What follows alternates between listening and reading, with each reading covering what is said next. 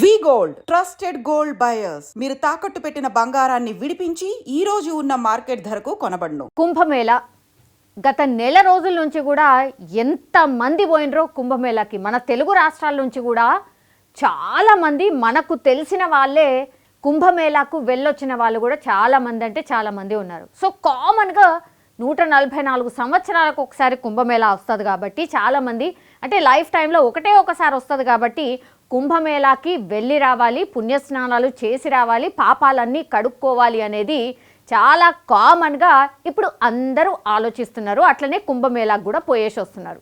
సరే, ఇదంతా బాగానే ఉంది. కుంభమేళాల మళ్ళీ రకరకాల కొన్ని వీడియోస్ వైరల్ అయిపోయినాయి. అంటే లైక్ మోనాలిసా అనుకోండి, లేకపోతే చిన్న చిన్న వ్యాపారస్తులు కూడా కొన్ని లక్షల్లో సంపాదించుకున్నారు, అది కావచ్చు. లేదంటే 1500 కోట్లు, జస్ట్ యూపీ సర్కార్ 1500 కోట్లు ఖర్చు చేస్తే 1000 కోట్ల రూపాయల ఆదాయం వచ్చింది అనేసి ఇంకో వార్త. ఇట్లా రకరకాల వార్తలు కూడా వస్తూ ఉన్నాయి. కానీ ఇప్పుడు నేను చెప్పబోయే వార్త మాత్రం ఎంత చీపెస్ట్ థింకర్స్ కూడా ఉన్నారు కుంభమేళాల అనేది. ఈ వార్త నిజంగానే విన్నా చూసినా మనకైతే అనిపించక మానదు. అదేంటంటే కుంభమేళాల ఇప్పుడు పుణ్య స్నానాల కోసం పోతూ ఉన్నారు కదా, అందరూ మగవాళ్ళు ఆడవాళ్ళు అందరూ పోతున్నారు, చిన్నపిల్లలతో సహా. అక్కడ కూడా ఈ దరిద్రమైన ఆలోచనలే చేస్తున్నారు. దానికి నిదర్శనమే ఇప్పుడు నేను చెప్పబోయే వీడియోకి సంబంధించిన విషయం అనుకోండి. కుంభమేళాల ఏం జరుగుతోంది ఇప్పుడు?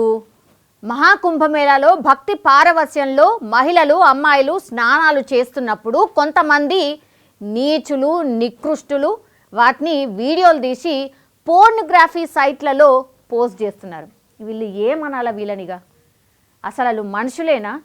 పుణ్యం కోసం పోతే నిజంగా ఎవరైనా ఏమనుకుంటారు? గీడ కూడా గింత ఘోరంగా వీడియోలు తీస్తారని ఎవరైనా అనుకుంటారా? ఈ ఆలోచన చేస్తారా?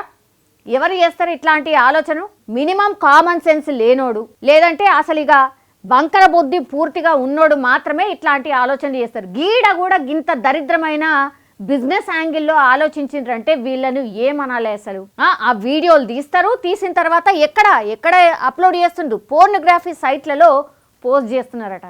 ఇక ఇంతకంటే దరిద్రమైన విషయం ఇంకెక్కడన్నా ఉంటుందా? మరి కొంతమంది వాటిని అమ్ముకుంటున్నారు, ఇంకొంతమంది ఏమో కమర్షియల్గా ఆలోచిస్తూ వాటిని అమ్ముకుంటున్నారంటే ఏం చెప్పాలా?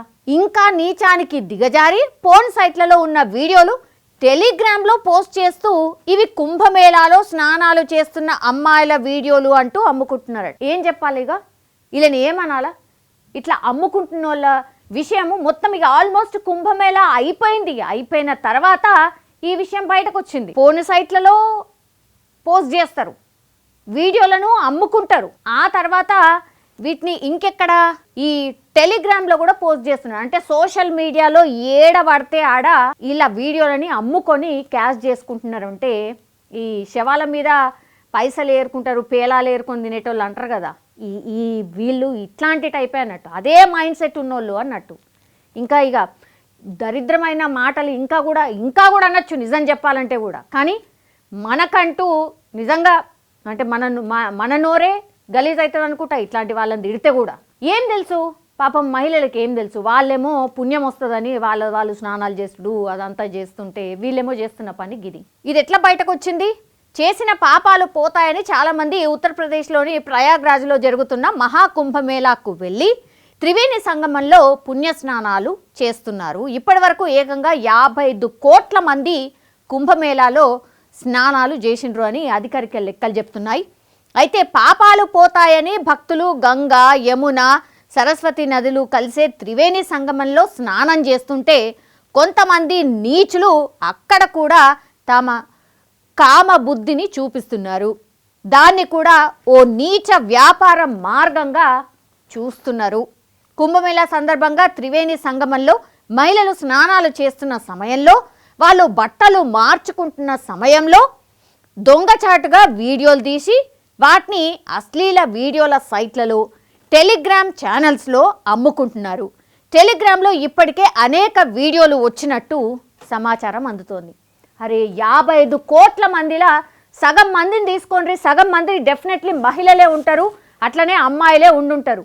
అవన్నీ వీడియోలు ఇప్పుడు అమ్ముకున్నారు పోర్న్ సైట్లలో.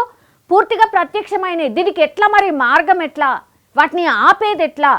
సరే పోయినా ఇప్పుడు అమ్ముకుంటున్నారు, నీచాతి నీచంగా వీళ్ళు చేసిండ్రు, వాళ్ళనైతే వదిలిపెట్టే ప్రసక్తే ఉండద్దు. కొంతమంది ఆల్రెడీ పట్టుకున్నారు, ఆ సైట్లను గుర్తించిండ్రు. 101 సైట్లను గుర్తించినట్టుగా ఇప్పుడు అధికారికంగానైతే ఒక సమాచారం అయితే ఉంది. లేట్గానైనా విషయం తెలిసింది కదా.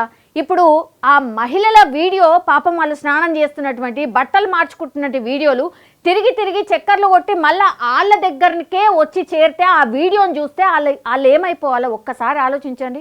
ఎంత దరిద్రం, ఎంత ఘోరం ఇది. అసలు వాళ్ళు ఎక్స్పెక్ట్ కూడా చేయరు. లేకపోతే ఏ ఫ్రెండ్కో ఇంకా ఏ రిలేటివ్కో ఆ వీడియో అంతా షేర్ అయ్యి ఆ వీడియోని వీళ్ళ దగ్గరికి ఒకవేళ మళ్ళీ షేర్ చేసి ఇది నువ్వే కదా అని అడిగితే వాళ్ళ పరిస్థితి ఏంటి ఒక్కసారి ఊహించుకోర్రి. అది మనకి ఎదురైతే ఒక్కసారి ఊహించుకోర్రి ఎట్లుంటుందో పరిస్థితి. గింత ఘోరమా, గింత దారుణమా?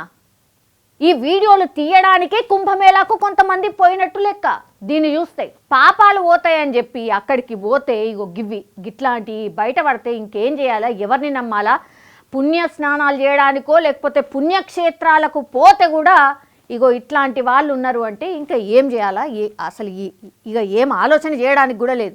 అందమైన మహిళలు స్నానం చేస్తున్న సమయంలో తడి బట్టల్లో వారిని వీడియోలు తీయడం, అలాగే అక్కడే ఎక్కడో ఓ చోట అమ్మాయిలు బట్టలు మార్చుకుంటుంటే వీడియోలు తీస్తున్నారు మరికొంతమంది దరిద్రులు.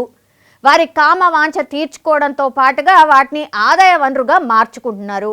కొన్ని అడల్ట్ కంటెంట్ సైట్లతో పాటుగా open bathing, Kumbh Mela women's bathing videos అంటూ గ్రూప్లు క్రియేట్ చేసి వాటిలో ఈ వీడియోలు అమ్మకాన్ని పెడుతున్నారు. అసలు ఏంది ఇది, ఇంత ఘోరమా?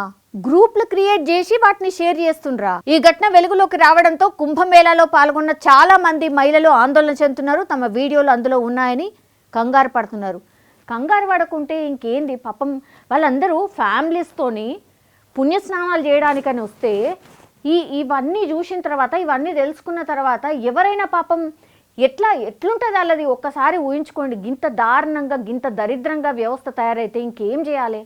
అసలు ఇసుంటోళ్ళని ఎవరైతే వీడియోలు తీసినరో ఆ సైట్లు ఏవైతే ఉన్నాయో అసలు వాటిని ఏం చేయాలి, వాళ్ళని ఏం చేయాలి? ఇప్పుడు కొన్ని కోట్ల మందికి చేరిపోయి ఉంటుంది. నాట్ ఇన్ ఇండియా మొత్తం, అసలు ఇక ఓపెన్ సైట్స్ కదా అవన్నీ.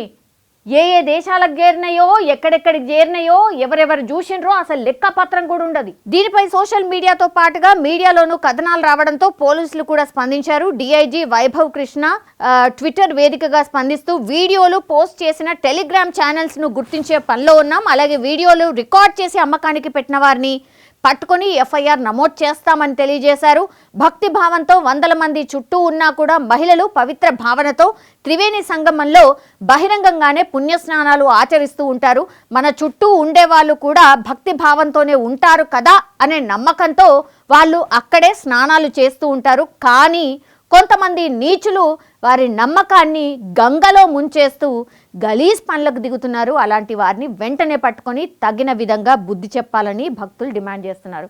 భక్తులు డిమాండ్ చేయడం తప్పించి ఇంకా చేయడానికి అసలు ఏముందడ? ఇది ఎన్ని రోజుల నుంచి కుంభమేళా స్టార్ట్ అయ్యి ఆల్రెడీ నెల పైనే అయిపోయింది.